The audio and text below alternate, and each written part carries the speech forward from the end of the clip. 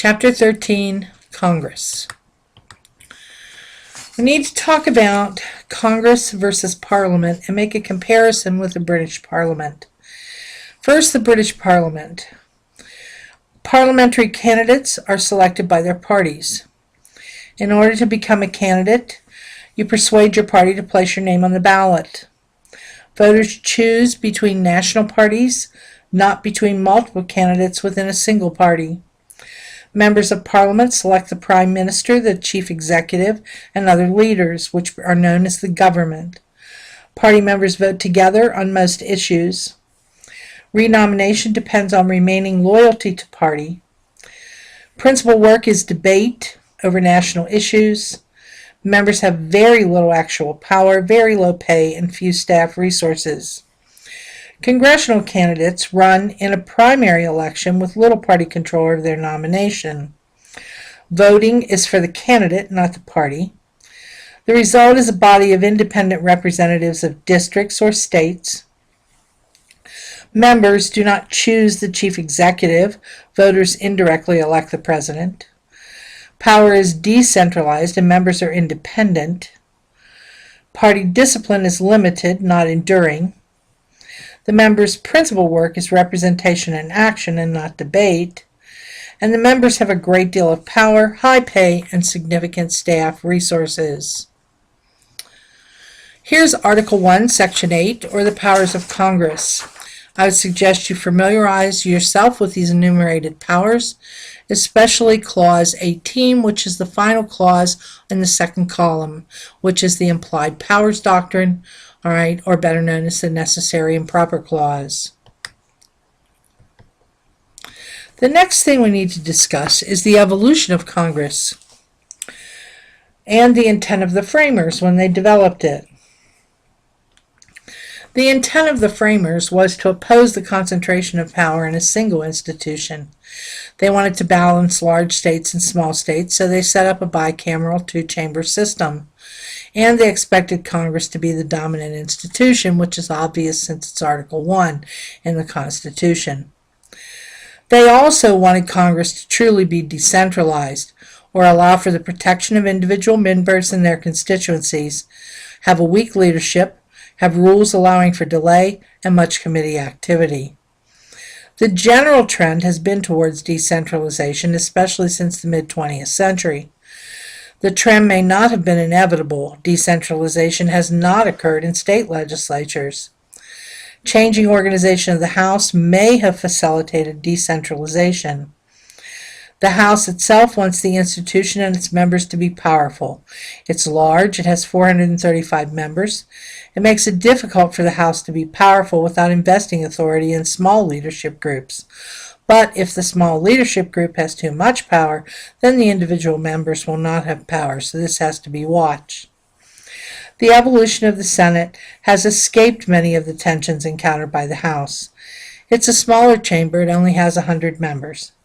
In the 1800s, if you remember, through the Missouri Compromise and numerous compromises thereafter, there was a balance between slave and free states. The size of 100 precludes the need for a rules committee to set up debate and vote. And previous to 1913, senators were elected by the state legislature, which caused them to focus on jobs and contributions for their state. There's a major struggle in the Senate at that point in time about how its members should be chosen. They resolved with proposing the 17th Amendment and it then being ratified by the states, which means that the senators are directly elected by the population. Filibuster is another major issue, or discussing a bill or debating a bill, all right, either to kill it or to advance it.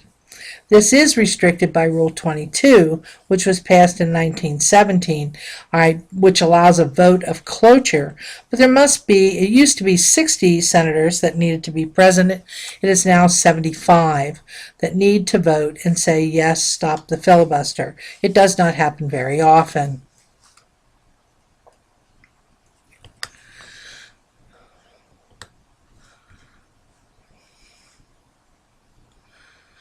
The next thing we need to look at is who is in Congress. The beliefs and interests of individual members of Congress can actually affect policy. Gender and race. The House has become less male and less white. The Senate has been lower to change.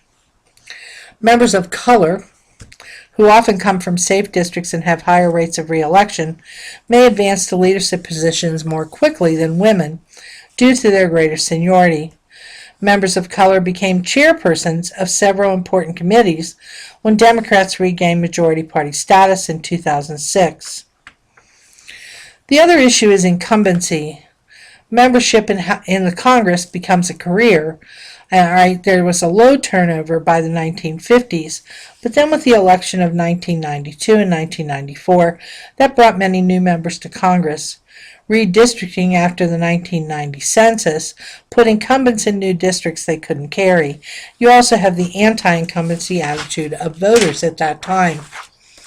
The Republican victory in 1994 occurred partially due to the South's shift to the Republican Party. Incumbents still have a huge electoral advantage. Most House districts are safe and not marginal. Senators are less secure as incumbents. However, over half of Senate incumbents won with over 60% or more of the vote in over half the elections since 1980.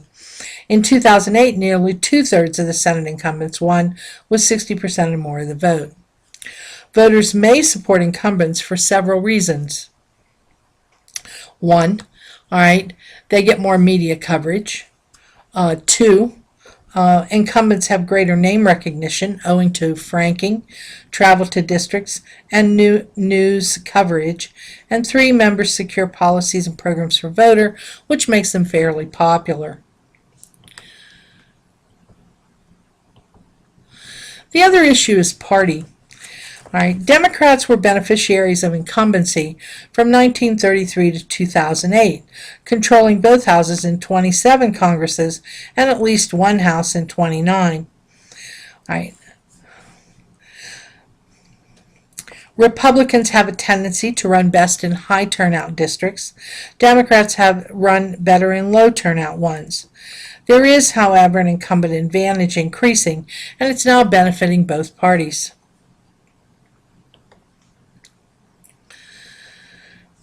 Electoral convulsions do periodically alter membership, as in 1994.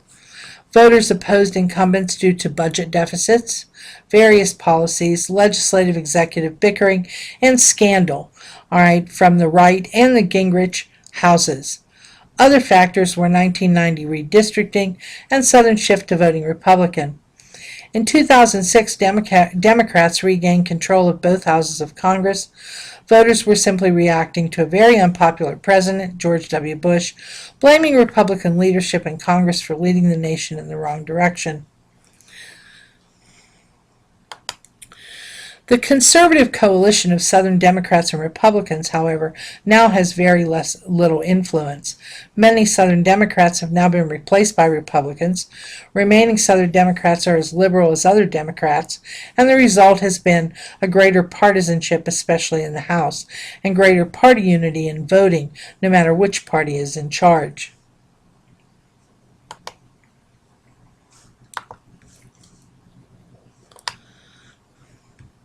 How do members represent their voters? Well, members may be devoted to their constituents or act in accordance with their own beliefs, pressure groups, or congressional leaders. There are three views. The first is the representational view. The representational view states that members vote to please their constituents in order to secure re-election. This applies when constituents have a clear view and the legislature's vote is likely to attract attention. We do find correlations in roll call votes and constituency opinion for civil rights and social welfare legislation, but not for foreign policy. We also cannot predict that members from marginal districts will adhere to this philosophy or that members from safe districts will not be independent. Even if a member votes against constituent preferences, he or she can win re-election in other ways. The second form is the organizational view. When constituency interests are not vitally at stake, members primarily respond to cues from colleagues. Party is the principal cue, with shared ideological ties, causing each member to look to specific members for guidance. Party members of the committee sponsoring the legislation are especially influential. The third is the attitudinal view. The member's ideology determines his or her vote. House members are ideologically more similar to the average voter than are senators. The Senate is less in tune with public opinion and more likely to represent different bases of support in each state. From 1980 to the present, we've seen a rise of ideologically based conservative Republicans and in both the House and the Senate. One of the things that we are seeing is a very polarized Congress. Members are increasingly divided by political ideology. A generation ago, the liberal faction included Republicans and the conservative faction included Democrats. Since 1998, Congress has been polarized along ideological and partisan lines. An attitudinal explanation of how Congress votes has increased in importance, and an organizational explanation is of decreasing importance. Polarization among members on the basis of political beliefs is greater than that of voters. Members are more likely to challenge, investigate, or denounce each other, and are less likely to negotiate over legislation or to reach compromise settlements. I think you can see that in the Congress you have now. Organization of Congress, parties and caucuses. The party organization of the Senate. First, you have the President pro tem, who presides. This is the member with the most seniority in the majority party. Leaders are the majority leader and the minority leader, elected by their respective party members. Majority leader schedules Senate business, usually in consultation with the minority leader. The majority leader, who is skilled at political bargaining, may acquire substantial influence over the substance of Senate business as well. There are also two party whips, a majority and minority. These keep the leaders informed, to round up votes, and effectively count noses. Each party has a policy committee, schedules the Senate business, and sets priorities for bills. Committee assignments are handled by a group of senators, each for their own party. For the Democrats, it's the steering committee. For the Republicans, it's the committee on committees. Assignments are especially important for freshmen, and assignments emphasize ideological and regional balance. Other factors that are looked at are popularity, effectiveness on television, and favors owed, patronage. Party structure in the House. House rules give leadership more power. The Speaker of the House is the leader of the majority party and presides over the House. He decides who to recognize to speak on the floor. He rules on germaneness of motions. He assigns bills to committees subject to some rules. He influences which bills are brought up for a vote. He appoints members of special and select committees and has some informal powers. The majority leader and the minority leader are the leaders on the floor. There are also party whips in the House. Committee assignments and legislative schedule are set by each party. Democrats, it's done by the Steering and Policy Committee. Republicans divide the task between the Committee on Committees for committee assignments and a Policy Committee to schedule legislation. There's a strength in party structures. It's a loose measure of the strength of party structure and the ability of leaders to get members to vote together to determine party rules and organization. Okay? There's a big contrast with the House between the Senate and the House. The Senate has changed through changes in norms rather than changes in rules. The Senate now is less party-centered and less leader-centered and oriented, and more hospitable to freshmen, more heavily staffed, and more subcommittee oriented. We don't see that in the House. There were reforms and controversial committee assignments in the House for a long period of time. I will stop here, and then we will go to part 2.